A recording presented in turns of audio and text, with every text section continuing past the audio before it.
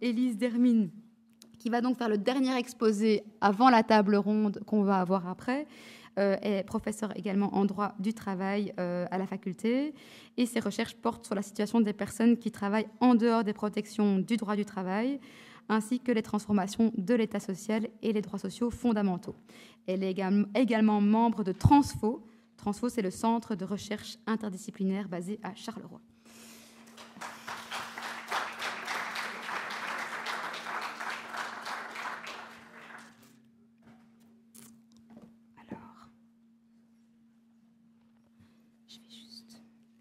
Voilà.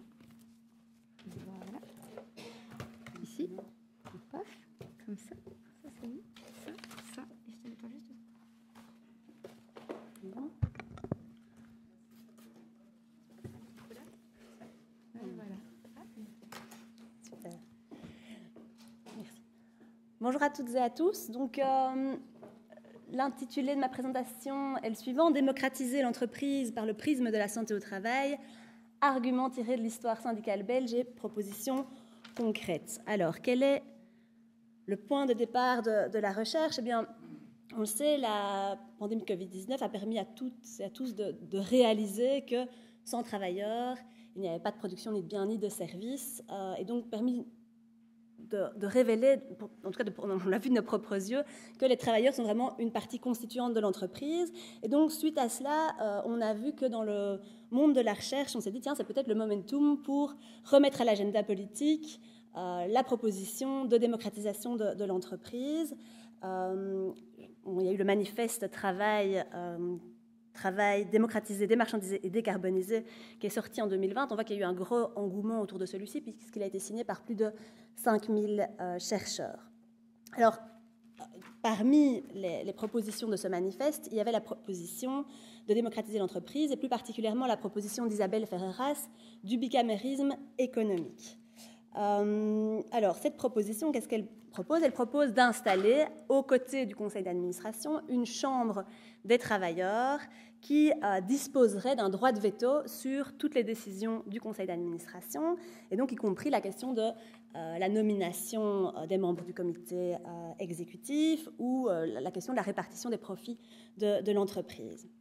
Et on voit donc que cette proposition, a priori, elle attaque en son cœur le pouvoir capitaliste, puisque l'idée est de dire que ce ne sont plus uniquement les détenteurs des moyens de production qui ont le pouvoir dans l'entreprise et qui ont le pouvoir de déterminer le contenu et la finalité du travail. Et donc, à côté des actionnaires, on devrait avoir les travailleurs. Et donc, l'interrogation qui m'est vite venue, mais tiens, alors pourquoi est-ce que cette proposition qui attaque en son cœur le capitalisme n'est pas en Belgique soutenue par les syndicats? Pourquoi elle ne figure pas en haut de leur carnet de revendications? Pourquoi elle ne figure même pas dans leur carnet de revendications? Et pourquoi, quand on entend cette proposition formulée par Isabelle Ferreras, on voit que les têtes de nos principaux syndicats lui réservent un accueil peu enthousiaste et même assez froid? Donc je me suis dit, tiens, je vais essayer de mieux comprendre ce constat qui me paraissait a priori contre-intuitif. Et donc, l'idée était de dire, replongeons dans l'histoire syndicale. C'est vrai que la proposition d'Isabelle Ferreras, c'est plutôt une proposition de philosophie politique qui repose sur l'exigence d'amener la démocratie dans l'entreprise. Eh bien, elle est sociologue, mais c'est vrai que c'est plutôt, je trouve, une position de philosophe. Et donc, l'idée était de dire, retournons dans l'histoire syndicale belge et essayons de voir si on n'a pas eu des propositions similaires par le passé. Et si on en a, essayez d'identifier quels sont les arguments qui étayaient, qui soutenaient ces propositions, et puis surtout, quels ont été les contre-arguments, les raisons pour lesquelles cette revendication a été abandonnée, quels sont les contre-arguments qui ont conduit à tuer le projet dans l'œuf.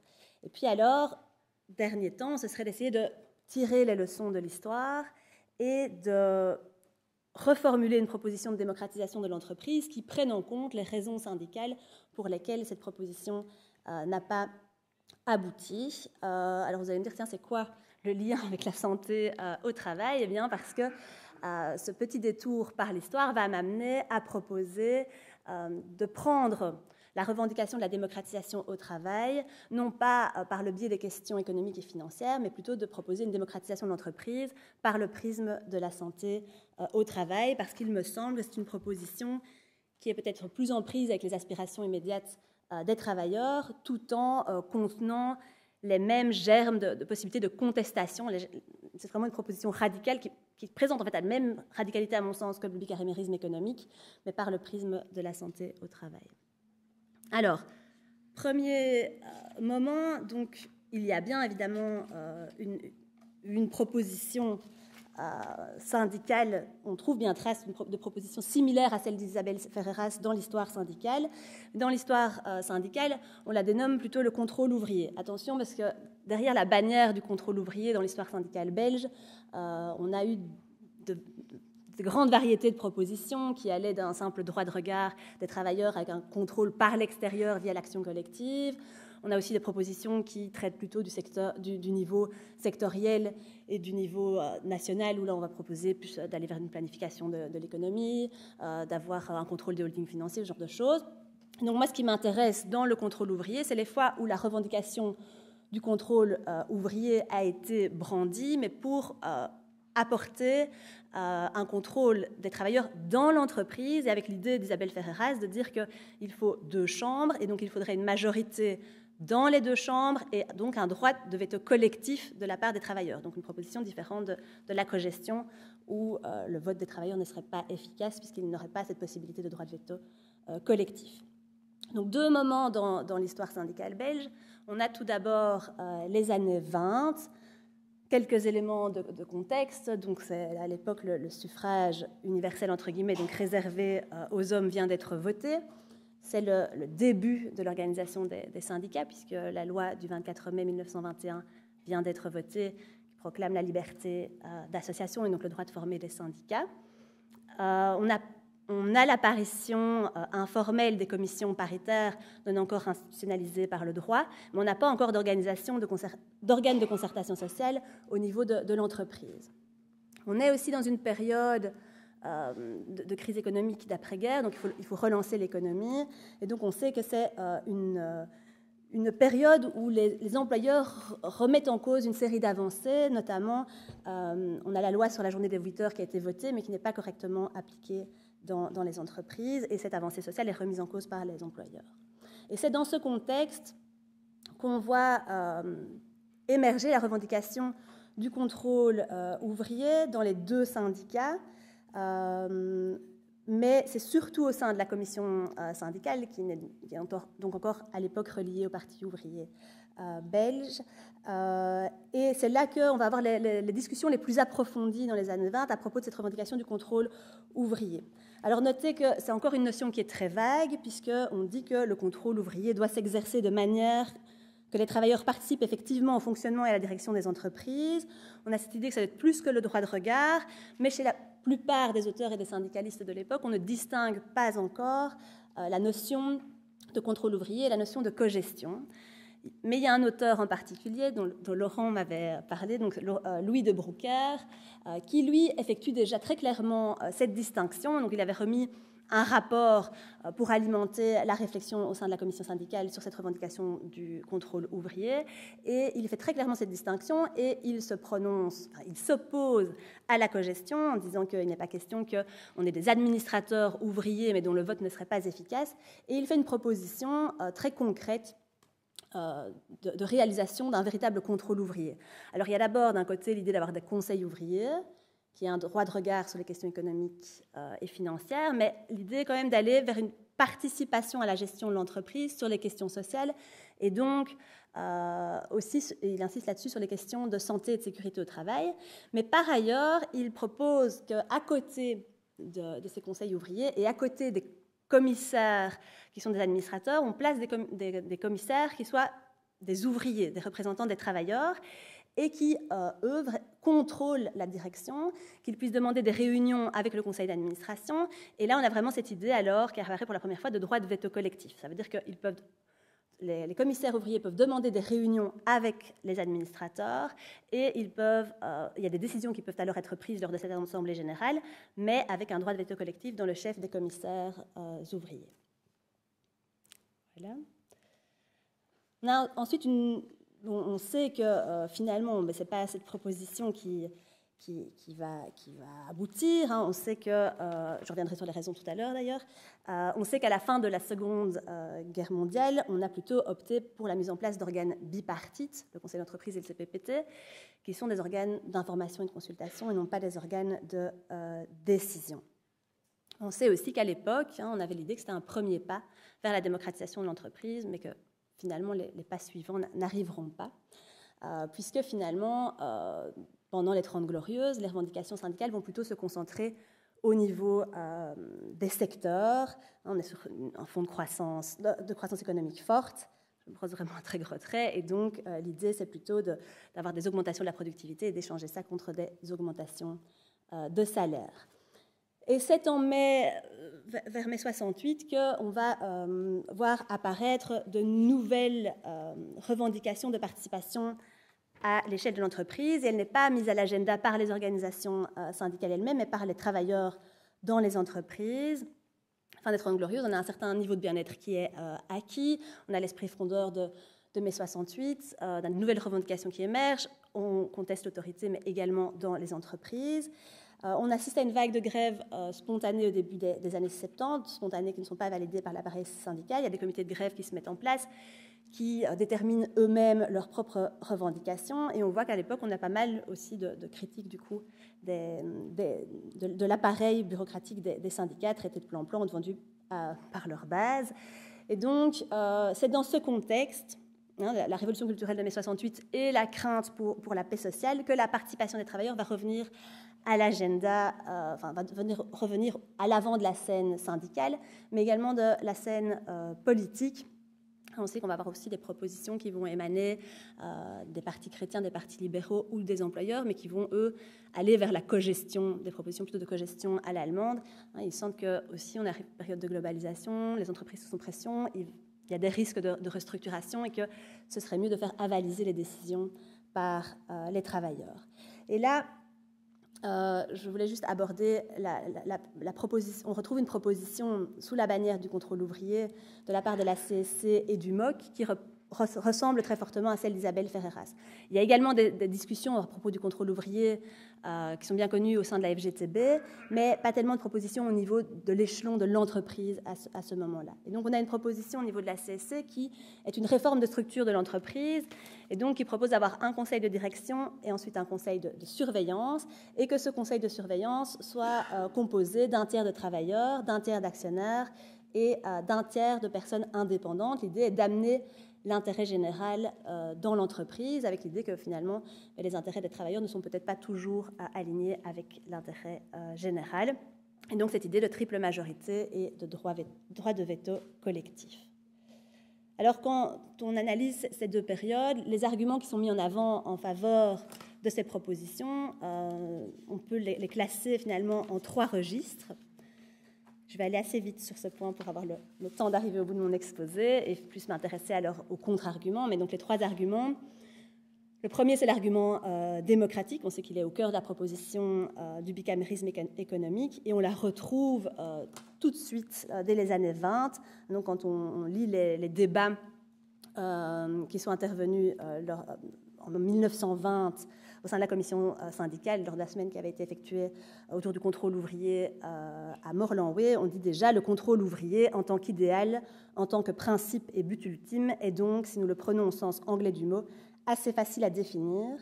C'est en somme l'application à la production des principes qui sont à la base de la conception de la démocratie dans la vie politique. C'est, si vous voulez, la démocratie appliquée à l'organisation de la vie économique. C'est le gouvernement de l'atelier, de l'entreprise, avec le consentement des gouvernés, un gouvernement organisé par la collectivité de ceux qui y travaillent. Et cet argument démocratique, il se déploie certes sur le plan interne de l'entreprise, simplement le fait de dire que les travailleurs doivent devenir des citoyens de l'entreprise, mais également sur le plan externe, et cela surtout durant les années 20, c'est l'idée de dire que grâce à cela, on amènerait l'entreprise à prendre en compte des préoccupations d'intérêt général et d'orienter son activité en ce sens. Donc on avait vraiment l'idée de dire, tiens, si à un moment donné, les travailleurs consentent à des diminutions de salaire, mais ils vont vérifier que ces diminutions de salaire conduisent effectivement à une diminution des prix de vente des biens et donc se font dans l'intérêt des consommateurs. Et donc on avait ce double argument. Sur le plan interne, c'est important d'avoir de la démocratie, mais c'est important aussi d'avoir de la démocratie pour aller orienter l'action des entreprises vers l'intérêt général. Alors, par contre, dans la proposition de la CC, là, il y a la proposition d'ajouter un autre tiers en se disant, ben non, en fait, dans les faits, les intérêts des travailleurs ne seront pas toujours alignés sur l'intérêt général. Deuxième argument, deuxième registre argumentatif, c'est l'argument de l'efficacité, amener à plus de paix sociale. Donc, c'est particulièrement le cas au début des années 70, il y a cette volonté de ramener la paix sociale. Et puis, deuxième argument dont on a eu l'occasion de parler pas mal déjà aujourd'hui, c'est l'apport des compétences concrètes des travailleurs. Donc ça, c'est des arguments qui sont plutôt mobilisés, évidemment, à l'endroit des employeurs. Et enfin, troisième registre argumentatif, quand il s'agit de convaincre de la proposition, c'est l'argument réformiste. Et là, alors, les syndicats s'adressent plutôt aux factions les plus radicales, des syndicats. Et là, alors, on présente le contrôle ouvrier comme une étape visant à préparer la classe ouvrière à la gestion, à la direction de l'entreprise en vue de l'avènement de l'autogestion ou des coopératives. Alors, les contre-arguments maintenant qui ont été avancés dans les discussions de ces propositions, j'en ai identifié 4. Les 2 premiers sont d'ordre plus fondamental, puisque sont des critiques qui disent que la proposition du contrôle ouvrier viendrait toucher au fondement des syndicats, alors que les 2 derniers arguments, mais qui reviennent tant dans les années 20 que dans les années 70, ce sont des questions plus pratiques, en fait, qui ont fait que ces revendications n'ont pas abouti. Premier contre-argument, c'est le risque qu'emporterait cette proposition par rapport à l'action syndicale, le fait qu'elle pourrait mettre à mal l'autonomie syndicale.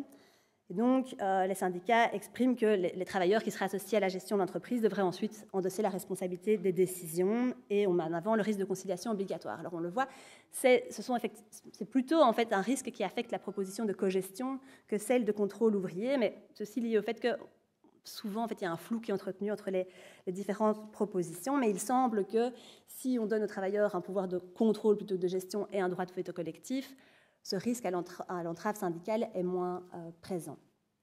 Deuxième contre-argument, le risque que les intérêts des travailleurs, les intérêts de l'entreprise priment sur les intérêts trans-entreprises des travailleurs. Et donc, quelque part, qu'à un moment donné, dans une entreprise, on prenne des décisions qui soient dans l'intérêt de l'entreprise et peut-être de ses travailleurs en particulier, mais qui ne soient pas dans l'intérêt des travailleurs en général, et que donc certains accords se fassent sur le dos de la classe ouvrière en général. Et donc, la crainte que cette proposition du contrôle ouvrier réintroduise de la concurrence entre travailleurs de différentes entreprises. Alors, c'est une préoccupation qu'on avait également pour les CPPT et les conseils d'entreprise, mais on sait que là, on a introduit un lien entre les délégués du personnel et les syndicats, en disant que les candidats sont présentés par les organisations syndicales, et donc on voit qu'il y a moyen de réfléchir à des solutions pour assurer un lien entre les syndicats et les représentants des travailleurs dans les entreprises. On a alors deux contre-arguments d'ordre plus pratique qu'on voit apparaître dans les discussions. C'est le manque de compétences des travailleurs et de ressources des syndicats sur les questions économiques et financières. Donc dans les années 20, là, on comprend bien, c'est le début d'organisation des syndicats, et il se dit simplement on n'a pas les ressources pour commencer à former les travailleurs pour pouvoir intervenir sur ces questions. Mais on voit que dans les années 70, cet argument revient encore. On s'interroge sur la capacité à réellement former des délégués dans toutes les entreprises qui soient en mesure de prendre des décisions éclairées sur les questions économiques et financières. Alors qu'il s'agit évidemment d'un enjeu capital, puisqu'une fois que la décision est prise, il va être difficile de mener alors une action collective contre cette décision. Ce qu'on voit quand même, c'est que cet argument de manque de compétences et de ressources, il est toujours tourné sur le fait d'investir les travailleurs sur les questions économiques et financières, alors que c'est un argument qu'on ne retrouve pas quand on parle de questions sociales. Et enfin, dernière raison pour laquelle la revendication ne s'est pas fait une place, n'a plus de place en tout cas aujourd'hui, c'est le manque d'intérêt de la base sur les questions économiques et financières. Donc on le voit déjà dans les années 20, ce qui est soulevé comme contre-argument, c'est de dire ok, là vous êtes un cercle d'études dans un syndicat, mais cela ne correspond pas aux revendications des travailleurs sur le terrain. On verra que dans les années 20, d'ailleurs, on a privilégié d'autres luttes, justement l'application effective de la journée des 8 heures sur qui correspondait plus aux attentes des travailleurs que ce type de revendication. Encore une fois, c'est toujours parce qu'on prend ces questions par le biais des questions économiques et financières, ça semble être moins le cas pour les questions sociales. Alors, je vais maintenant essayer de tirer les petites leçons de ce rapide tour historique et articuler une proposition. Et donc, ce que je proposerai, c'est de réinvestir la proposition du contrôle ouvrier, je reprends ma page, par le prisme de la santé au travail. Et l'idée de m'appuyer aussi sur des éléments de contexte actuel. Alors, je vais d'abord montrer que les contre-arguments classiques au contrôle ouvrier me semblent s'évanouir si la participation des travailleurs porte sur la santé au travail, les contre-arguments pratiques. Donc, je vais parler des 2 derniers contre-arguments que j'avais évoqués. Ensuite, je voudrais avancer que les arguments en faveur du contrôle ouvrier m'apparaissent sortir comme renforcés suite à la pandémie de Covid-19. Je voudrais ensuite insister sur le potentiel radical de la démocratisation de l'entreprise par le prisme de la santé au travail, et donc dire que cette proposition ne doit pas être considérée comme une position de repli par rapport à la proposition du bicamérisme économique. Et enfin, je voudrais soumettre quelques premières pistes concrètes de démocratisation de l'entreprise via le prisme de la santé au travail, et donc là, être plus dans des propositions, comme disait le juriste, déléguées faranda, ou en tout cas de revendications qui pourraient émerger en vue de modification de la loi. Alors, les contre-arguments pratiques au contrôle ouvrier me semblent être atténués quand on concentre la question du contrôle ouvrier sur la santé au travail. Alors, tout d'abord, sur la question du manque de compétences et de ressources, eh bien, je pense que le colloque d'aujourd'hui a déjà parlé. On sait qu'on a des études maintenant empiriques qui montrent que l'apport des compétences et des ressources des travailleurs sur les questions de santé au travail permet une meilleure protection de la santé au travail. C'était déjà la base de la directive santé-sécurité au travail. On voit que depuis lors, il y a des études qui ont été menées en 2016-2018 qui le confirment. Plus il y a de démocratie au travail, meilleure est la protection de la santé des travailleurs. Voilà, alors, deuxième contre-argument, c'était le fait que il n'y aurait pas de revendication finalement de la part des travailleurs de la base pour cette proposition de contrôle ouvrier. Je vous avais déjà dit que ça me semblait un peu différent sur les questions sociales. Je crois que la crise du Covid-19 nous a montré qu'on avait eu l'émergence de revendications de la base, d'avoir le contrôle sur leur santé au travail. On a d'abord eu une approche très top-down durant cette crise, qui était aussi liée probablement à la gestion de l'urgence et qui a eu, en tout cas, le petit mérite de s'assurer qu'il y ait un minimum de mesures qui soient prises dans les petites PME. Mais on a vu aussi que ça avait conduit à ce qu'on ait des mesures qui ne soient pas adaptées sur le terrain. Et donc, on a vu des revendications de la base émerger, et des fois contre les syndicats. Sophie et Jean-François ont eu l'occasion de parler de l'exercice du droit de retrait par les agents de la STIB. On a aussi eu l'occasion de parler des travailleurs chez Amazon. Mais donc, il y a beaucoup d'exemples qui ont déjà été évoqués. Deuxième point, les arguments en faveur du contrôle ouvrier me semblent être renforcés par la pandémie de Covid-19. L'argument démocratique qui fonde le contrôle ouvrier est encore plus évident en matière de santé au travail. C'est la santé des travailleurs qui est mise en jeu à travers leur travail, et donc ils doivent avoir le droit de participer aux décisions qui les concernent. De plus, en matière de santé au travail, l'argument démocratique est soutenu et back-upé par un argument droit de l'homiste. La santé est un droit fondamental, et donc les parties concernées doivent être associées à la détermination de son contenu. L'argument de l'efficacité est lui aussi renforcé. On a vu que la participation des travailleurs permettait d'améliorer l'effectivité du droit fondamental à la santé au travail.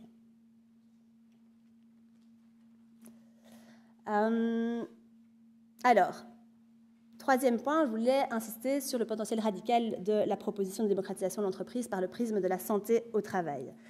Je crois qu'il y a beaucoup de gens qui ont eu l'occasion de déjà le dire aujourd'hui, mais moi, c'est vraiment Laurent qui m'a ouvert les yeux sur cette question. La santé au travail, c'est une porte d'entrée qui permet d'agir sur les conditions de travail et l'organisation du travail, et donc de potentiellement remettre en question des parcelles d'autorité de l'employeur dans la définition du contenu et de la finalité du travail.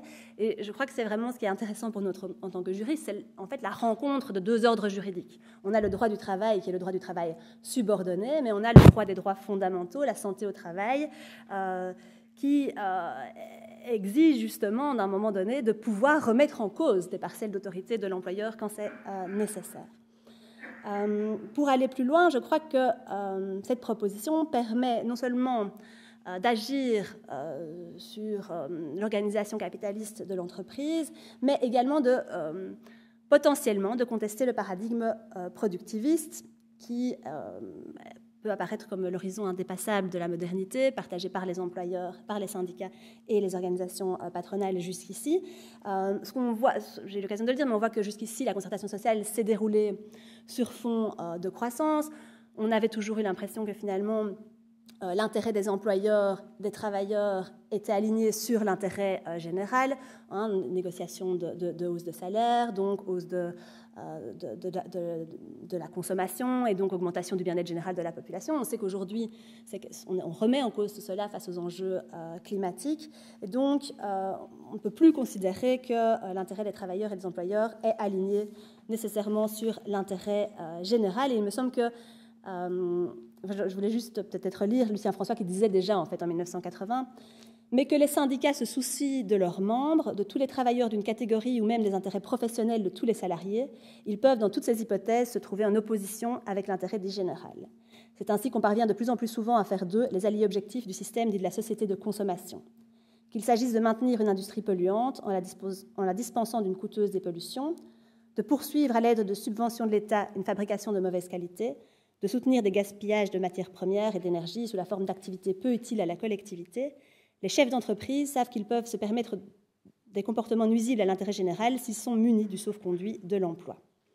Et donc, la proposition de démocratisation par la santé au travail me paraît subversive sur ce plan parce qu'elle pourrait conduire des travailleurs, dans certaines circonstances, à faire le choix et à l'imposer de la réduction de la productivité au nom de la santé au travail. Donc je terminerai, mais je vais juste les énoncer. C'est vraiment des pistes à casser, je dirais, que concrètement, quelles pourraient être des propositions à brève ou moyenne échéance pour renforcer la démocratisation dans le champ de la santé au travail.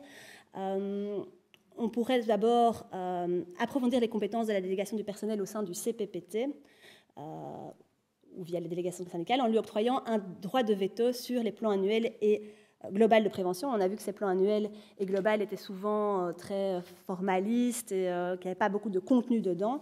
Et donc, il me semble qu'on pourrait leur octroyer aux travailleurs un droit de veto sur ces questions en imaginant, s'il y a un désaccord persistant, qu'il y ait une tentative de conciliation par la direction du contrôle du bien-être, qu'il y ait un avis qui soit remis par la contrôle du bien-être, etc. Donc, on pourrait réfléchir à cette proposition. Deuxième possibilité, abaisser la condition de seuil pour l'institution d'un CPPT de 50 travailleurs à 20 travailleurs ou reprendre la proposition des délégations syndicales volantes pour les PME. En tout cas, essayer de veiller à ce que dans les entreprises plus petites, il y ait également de la concertation sur les enjeux de santé et de sécurité au travail. On a parlé de l'action en cessation qui n'existait, on a parlé ce matin, qui n'existe qu'en matière de risques psychosociaux. Et Youssef El Othmani disait qu'une des raisons pour lesquelles les syndicats n'envisagent pas d'agir en justice en matière de bien-être, c'est parce que la procédure est trop longue et qu'elle risque d'être problématique pour la situation des travailleurs qui continuent à être dans l'entreprise, et donc le conflit se prolongerait. Et donc, il me semble qu'élargir la possibilité d'introduire une action en cessation à toute la législation du bien-être au travail serait une bonne chose, justement, pour permettre de mobiliser le recours au juge pour assurer une application effective du droit de la santé au travail, et enfin, assurer un renforcement de la formation des travailleurs sur les questions de santé au travail. Voilà, je vous remercie.